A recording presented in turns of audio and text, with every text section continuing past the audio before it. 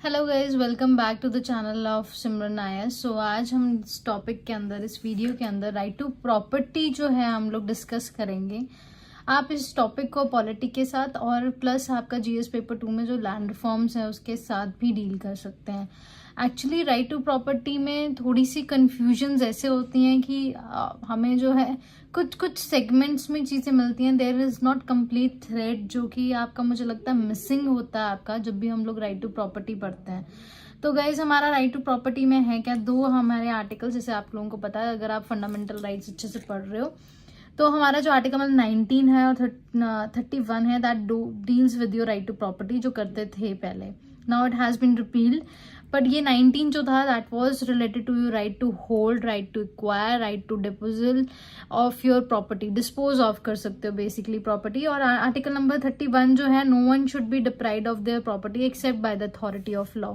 अब गाइस, यही authority of law अगर आप लोगों को याद हो, अगर आप लोगों ने अच्छे से पढ़ी है पॉलिटी, तो आर्टिकल नंबर 265 में भी ये मेंशन है that the tax is only levied bye the authority of law.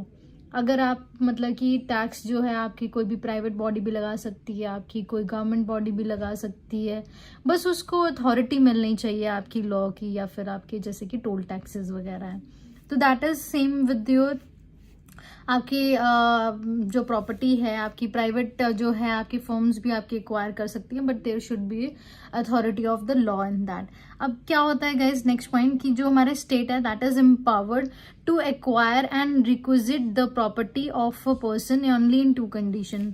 State means, जैसे आर्टिकल नंबर 12 में दिया हुआ है कि स्टेट गाइज आपका कोई भी हो सकता है। स्टेट आपकी सेंटर हो सकती है, आपकी स्टेट हो सकती है, स्टेट राइट, आपकी कोई कॉर्पोरेशन हो सकती है, आपकी कोई लोकल बॉडी हो सकती है। तो वो सिर्फ 2 कंडीशंस के अंदर ही हमारी जो प्रॉपर्टी है वो एक्वायर कर सकती है, या तो वो आपका पब्लिक पर्पस हो आपका, दूसरा वो वहाँ पे कंपनसेशन प्रोवाइड करे। अब जैसे कि आपको पता है कि आपकी ये जो कुल्लू मनाली और लेह लद्दाख वाली जो आपकी रोड्स है 4 लेन हो रही है। अगर आप इसको ध्यान से देखेंगे ना, ये जो आपके साइड में आपके जो है ये चौड़ी करने के लिए सड़क, जो आपकी रोड वाइज साइड आपकी जो लैंड्स थी, उनको इन्होंने डबल ट्रिपल आपकी कंपनसेशन देके they have acquired it, right. तो कंपनसेशन जो है ना आपकी, वो प्रोवाइड होती है, पर वो स्पेसिफिकली गाइस हमारे सिर्फ 2 केसेस में ही हम लोग कंपनसेशन प्रोवाइड करते हैं। वो है आपका आर्टिकल नंबर 30 और 31A। 30, जैसे आप लोगों को पता है कि अगर आप अच्छे से पढ़ रहे हो तो ये आपके माइनॉरिटी एजुकेशन इंस्टीट्यूशन से रिलेटेड है। अगर कोई आपकी स्टेट अगर एक्वायर करती है माइनॉरिटी एजुकेशन इंस्टीट्यूशन, वहां पे कंपनसेशन प्रोवाइड करनी जरूरी है, मैंडेटरी है। या फिर एक पर्सन जिसका आपका एक जो सीलिंग एक्ट से आपकी जो है स्टैट्यूटरी सीलिंग लिमिट के अंदर अंदर आपकी उसकी जो है आपकी जो लैंड है जो आती है। अब ये जो स्टैट्यूटरी सीलिंग लैंड्स क्या है, basically that is defined into your land ceiling act and your जिम्मेदारी अबॉलिशन एक्ट के अंदर मेंशन्ड है। अब हमें पता है कि 1947 में हम लोग आज़ाद हुए, 50 में हम लोगों ने जो है, हम लोग रिपब्लिक बने, हम लोगों ने कॉन्स्टिट्यूशन जो है अपना ऑप्ट किया। और हम लोग देखते हैं अभी कॉन्स्टिट्यूशन बना ही था तो हमारा 1951 में ही आपका जो है आपकी अमेंडमेंट हो जाती है, राइट। आपका जो है बेसिकली हम लोग इसको बोलते हैं that is your land reforms आ जाते हैं सबसे पहली अमेंडमेंट के साथ। और सबसे पहली अमेंडमेंट के अंदर हमारा 9th शेड्यूल भी आ जाता है गाइज। अब इसमें हुआ क्या था हमारा, कि जिनके पास बहुत ज्यादा जमीनें थी, जो जमींदार थे आपके, जिनके पास बहुत ज्यादा लैंड एक्वायर थी, एक लार्ज चंक, एक मैसिव चंक उन्होंने होल्ड किया हुआ था, तो उनसे हम लोगों ने वो जमीनें खींच ली to actually ensure your distributive justice and socio economic justice. अगर आप लोगों को याद हो कि ये इकोनॉमिक जस्टिस कौन सा है आपका, ये गाइस हम लोगों का सोशियो इकोनॉमिक जो जस्टिस है that is mentioned into your article number 39B and C. That is basically your equal distribution of wealth among all and non-concentration of wealth in few hands. अब ये जो articles हैं, जितनी भी schemes launch होती है, कुछ भी होता है, तो ये article number 39B and C को जो है आपकी मिलके बनती है, हमारी लागू होती है। और यही जो आर्टिकल है ये बहुत बहुत इंपॉर्टेंट है। इनफैक्ट अगर आप फंडामेंटल राइट्स और डीपीएसपीस का जब आप लोग पढ़ते हो कि कौन से ज्यादा इंपॉर्टेंट है, तो उसके अंदर आपके बहुत सारे आपके जो है केसेस आपके सामने आते हैं, राइट। तो ये आपका 39B and C आते हैं गाइस हम लोगों के, that is your socio economic justice के साथ। एंड वही आपका जो हमारी, अगर कोई आपकी इसकी बियॉन्ड आपकी परमिसिबल लिमिट से ज्यादा अगर कोई लैंड एक्वायर करता है, it is yes the state can be taken by the government and no compulsory compensation will be provide. तब हमें ज़रूरी नहीं है कि हम उसको आपकी कोई कंपनसेशन प्रोवाइड करें। अब क्या होता था कि हमारा फिर भी राइट टू जो लैंड था वॉज ए फंडामेंटल राइट। तो जो हमारे जो एग्रीव सिटीजन थे हमारे, राइट, वो सीधे ही आपके आर्टिकल नंबर 32 के अंदर आपके सुप्रीम कोर्ट के अंदर डायरेक्टली जो है आपके सुप्रीम कोर्ट के पास चले जाते थे, जिसकी वजह से आपका जो है कम्प्लेक्स हो रहा था और ज़्यादा वर्क सुप्रीम कोर्ट का। तो what they have done is 944 आते आते हमारा राइट टू जो प्रॉपर्टी है वो फंडामेंटल राइट से एक लीगल राइट बन चुका था। आप लीगली कर सकते हो अंडर आर्टिकल नंबर 300 है, मतलब कि आज की डेट में वो कॉन्स्टिट्यूशनल राइट है पर आपका वो फंडामेंटल राइट नहीं है। That is your article number 300A के अंदर। तो गाइज ये हमारा दूसरी चीज होगी। और मैंने बताया था आपको जैसे कि फर्स्ट अमेंडमेंट के अंदर हम लोग जो है इंडिया के अंदर लैंड रिफॉर्म्स लेके आए, क्योंकि हमें ये पता था कि लैंड रिफॉर्म्स देखो गाइज बहुत जरूरी होते हैं। लैंड रिफॉर्म्स अगर आप कंपेयर करो that is with your India, ठीक है, एक आप extreme unit low that is your Pakistan और दूसरा आपका चाइना।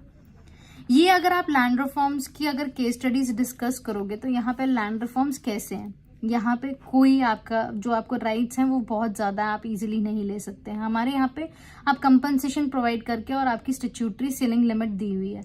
यहाँ पे आपके पास कोई भी राइट्स नहीं है, कोई डेमोक्रेटिक राइट्स नहीं है। आज उन्होंने बोला कि ये फ्लाईओवर बनाना है चाइना ने और आप गवर्नमेंट के खिलाफ नहीं बोल सकते और रातों रात वो चीज़ बन जाती है। तो देखो कि ये भी एक्सट्रीम कंडीशन है और ये भी एक्सट्रीम कंडीशन है। हम लोग एक मिडवे में चलते हैं आपका।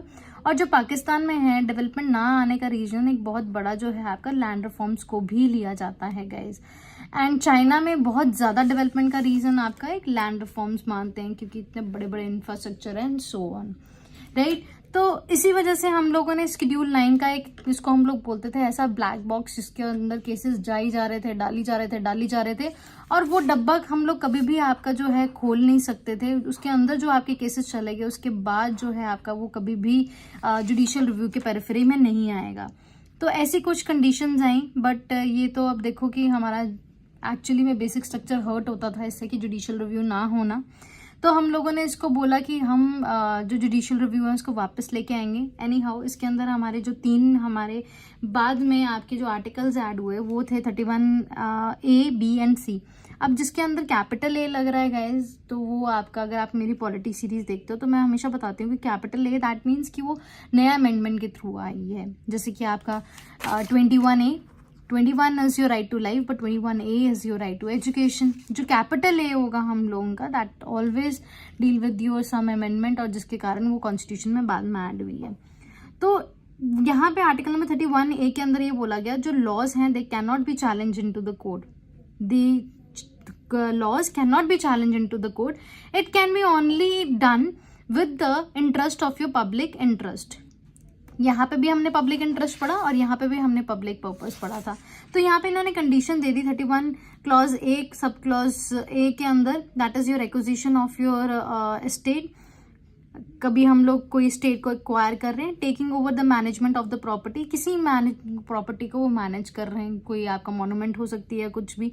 अमालगेशन ऑफ द कॉर्पोरेशन और the modification of the right of directors of the corporation, हम लोग बैंक्स को मर्ज कर रहे हैं या किसी कॉर्पोरेशन को अपने अंडर ले रहे हैं आपका, उसके बारे में। Amalgamation means that is collection, इकट्ठा करना। Modification to the right of the your mine owners, तो ये जो माइन ऑनर्स होते हैं गाइज इनकी भी जो है पहले के टाइम पे हम लोग देखते हैं कि खुद की माइंस होती थी, फिर उसके बाद गवर्नमेंट ने अपने रिसोर्सेज जो हैं, क्योंकि हम एक सोशलाइज्ड कंट्री हैं, सोशलिज्म पे चलने वाले हैं, तो बाद में ये लैंड्स जो हैं आपकी जो माइंस हैं वो आपकी गवर्नमेंट कंट्रोल हो गई थी।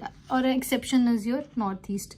तो ये गाइज हमारा आर्टिकल नंबर 31A था। एंड 31B में एक सिंपल सा फंडा ये बोला गया था कि हम लोग जो चीज़ आपके 9th शेड्यूल में डाल रहे हैं उसके ऊपर किसी भी तरीका का जुडिशियल रिव्यू नहीं हो सकता। और IR कोरिडो केस आया। अब गाइज ये आपके जो केसेस थे ये मुझे लगता है 17 और 18 में ये फर्स्ट टाइम क्वेश्चन पूछा गया था कि IR कोलिडो केस है क्या एक्चुअली में। तो ये केसेस एक्चुअली में क्या थे ये अब लक्ष्मीकांत बुक में भी जो है ये मेंशन करने शुरू हुए हैं। ये पहले ये चीज़ें नहीं थी उसके अंदर भी। तो ये टिपिकली एक ऐसा क्वेश्चन था जो कि आप जितना मान सकते हो कि जो आपके लॉ बैकग्राउंड से थे या फिर आपकी जिनका लॉ ऑप्शनल था, ये उनके लिए एक बहुत बड़ा एडवांटेज था उस टाइम पे।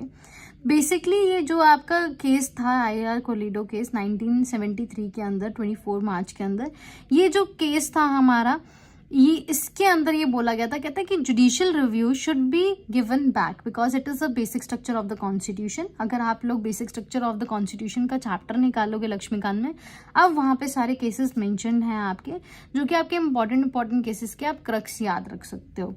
तो यहाँ पे क्या आया अब गाइस, हमारा जुडिशियल रिव्यू वापस आ गया था और ये बोला गया कि 1973 से पहले जो केसेस थे वो हम लोग इस डब्बे में से नहीं निकाल पाएंगे आपके ब्लैक बॉक्स के अंदर से, बट जो अब जाएंगे they will be subject to your judicial review. और उसके बाद गाइज हमें पता है कि 25 हमारी बहुत इंपॉर्टेंट अमेंडमेंट हुई, जिसके अंदर हमारा आर्टिकल नंबर 31C जो है आपका ऐड हुआ, और जिसमें ये बोला स्टेट ने, कहते कि अगर हम लोगों ने कल दिन को 39B and C that is your non concentration of wealth in few hands and equal distribution of wealth among all, ये अगर हम लोगों ने आपका लागू करना है, इन्फोर्स करना है, तो कल दिन को हम आपका जो है आर्टिकल नंबर 14 और 19 वायलेट कर सकते हैं and it can not be challenged away.